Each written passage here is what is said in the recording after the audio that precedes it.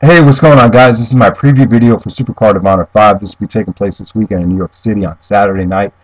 And, for Supercard of Honor, I'm not going to say the show looks amazingly stacked. Obviously, it's missing the Dragon Gate talent, the Pro Wrestling Noah talent from last year, put on a great performance with Kenta and Nakajima. So, that's pretty much become the Supercard of Honor tradition to bring in the Japanese talent and let them steal the show, like the Dragon Gate six-man, match, But at the same time, it's a nice change of pace. This is kind of like the TNA version of Supercard of Honor, where we will be getting to see, the TNA guys come back and put on a great show. So this is, like I said, it's like the TNA version of Supercard of Honor. But my one beef with the show is it does look like a great show. It looks like a phenomenal show for a regular New York City show. But my main problem is, you got three of the top guys in the company are not going to be wrestling. El Generico, Kenny Omega, and David Richards. Now, El Generico and David Richards, whatever, but,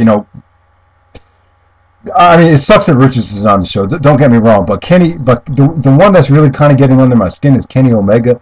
It seems like he's never available for the shows anymore. I mean, he's always wrestling in DDT or in Japan or whatever. It would be just nice if he just made more of a commitment. I don't know what needs to happen for that to happen. Maybe ROH needs to get him a better contract or what. Let me guys know what's up with Kenny Omega, because it sucks that PWG took the belt off him too soon. I just wish he would wrestle more often in the United States. That's just me. But it sucks that Davey's not going to be there. It would have been awesome to see David Richards and Christopher Daniels, but we'll probably get to see that at Death Before Dishonor, which will be taking place in June in Toronto. That's actually going to be on Go Fight Live as well, so definitely look into that. All right, so let's get right down to the card. We get the Briscoes versus Kenny King and Rhett Titus. I mean, this would be a nice little fun match. I mean, I could definitely see the Briscoes splitting up here. I mean, I think that's possible, but the more likely we'll probably see Kenny King and Rhett Titus splitting up. Maybe Rhett Titus could go babyface. I think they pretty much run the course together as a tag team. But at the same time, I think the Briscoes definitely need a nice change of pace. If they aren't going to the WWE, maybe they could start feuding with each other. I mean, they've had singles matches in the past, but they never really had that great feud, which really went on for a long period of time. They tried to do it in 2002, but it couldn't work because Mark Briscoe was not allowed to wrestle in Pennsylvania on most of the shows. So, all right, let's move on to the next match. We have Erick Stevens issuing an open challenge.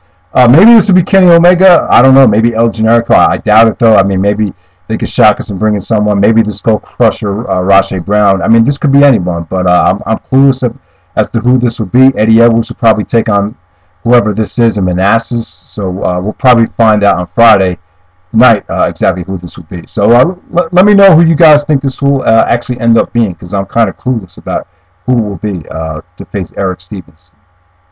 And by the way, I think Stevens versus Roderick Strong in Manassas will be amazing. Those two guys always put on great shows. So the Manassas show looks pretty good as well. But let's continue with the New York City show. I don't want to confuse everyone here.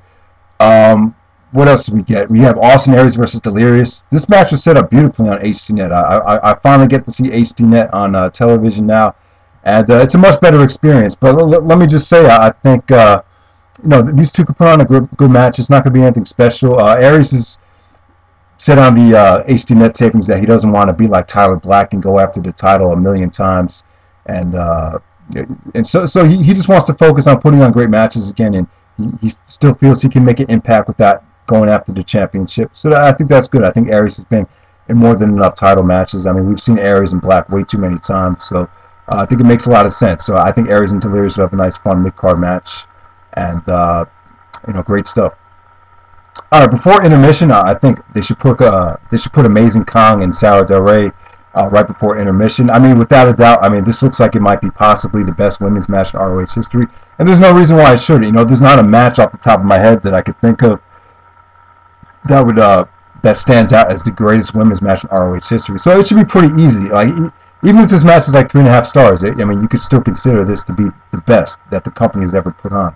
And two great wrestlers, two great women's wrestlers. It's a nice change of pace for New York City to see a great women's match. I don't remember ever seeing anything great, as far as women's wrestling goes in Ring of Honor live. So we'll see what happens there. I think it'll be amazing. So we'll see what happens. All right, so after intermission, I guess maybe you could do Christopher Daniels versus Eddie Edwards. And this is one of the reasons I wanted to make a preview video. Usually I don't do previews, but I just wanted to talk quickly about Christopher Daniels. There's been a lot of going on about him. Is he overrated? Is he underrated? I think overall he's a phenomenal performer. He could go in the ring. He's great on the mic. He could lead a stable. He could do pretty much everything. You know, he's one of the best mic workers in the business today. However, I will agree with Big Rat to an extent. Like, he's not quite on the Bryan Danielson, Austin Aries, Nigel McGuinness, even Samoa Joe, AJ Styles level. I would say he's there, but he's not like quite like there. You know what I'm trying to say? Like, he's like right here. AJ's right there, and then Bryan Danielson's like right here. So that's pretty much my opinion of him. Like, he's not like Kurt Angle, where he could carry Mr. Anderson or Mr. Kennedy to a 4.5-star match.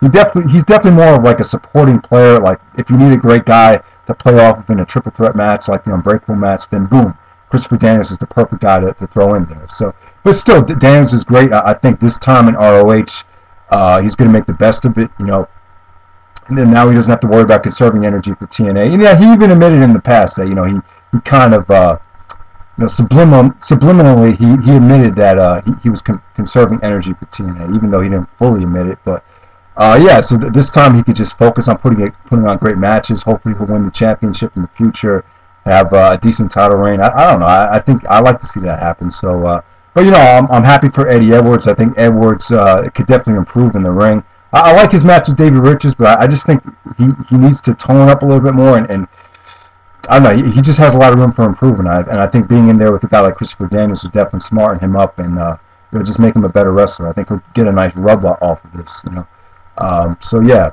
and that would be a non-title match if I didn't say that yet. All right, next up we'll have Colt Cabana versus Kevin Steen. I mean, fans get to pick the stipulation. I mean, I really don't want to see a steel cage match. Cabana already did a steel cage match a couple months ago, and they just did a street fight for the tag match in Toronto. So I'm thinking maybe this would be a dog collar match. I think the dog collar stipulation is something that hasn't been overdone. It's like really the only stipulation I could think of that will be kind of special.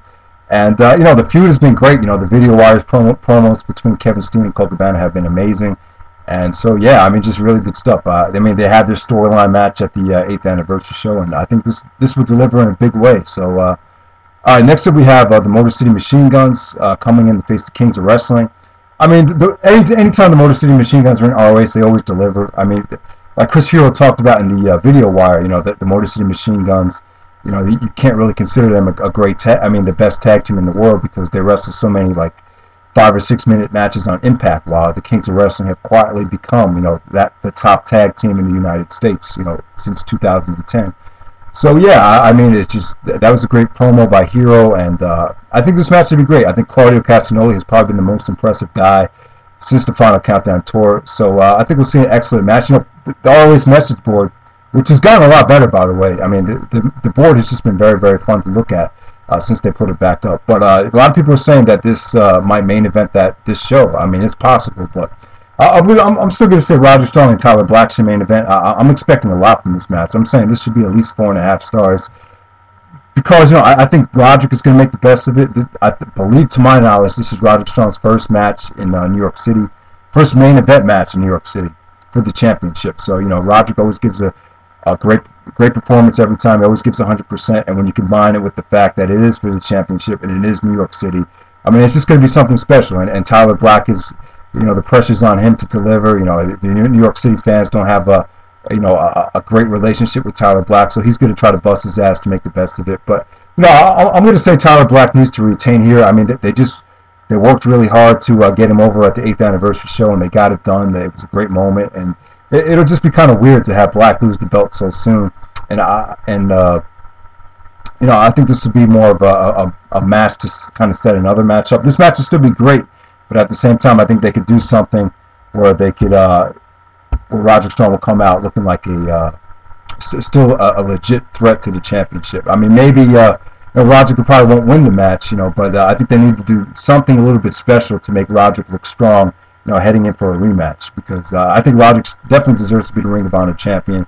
But considering the circumstances, I just don't think right now is the time to do it. But it'd be interesting to see how they book this match, because I definitely don't want to see Tyler Black over Roderick clean. But we'll see what happens there. This looks like a great show. I'm running out of time. Sorry I had to speak a little bit fast. I just want to make the time limit. But let me know what you guys want me to do. I mean, I was thinking about doing a live review for this show, but I kind of want to do something different. Maybe I'll do something in the city, but I'm not allowed to bring the camera into the show. So we'll see what happens. Maybe I'll just give it to security and pick it up after the show. I'll try to do a video in the city outdoors. I think that'd be pretty cool, something different. So, all right, guys, thanks.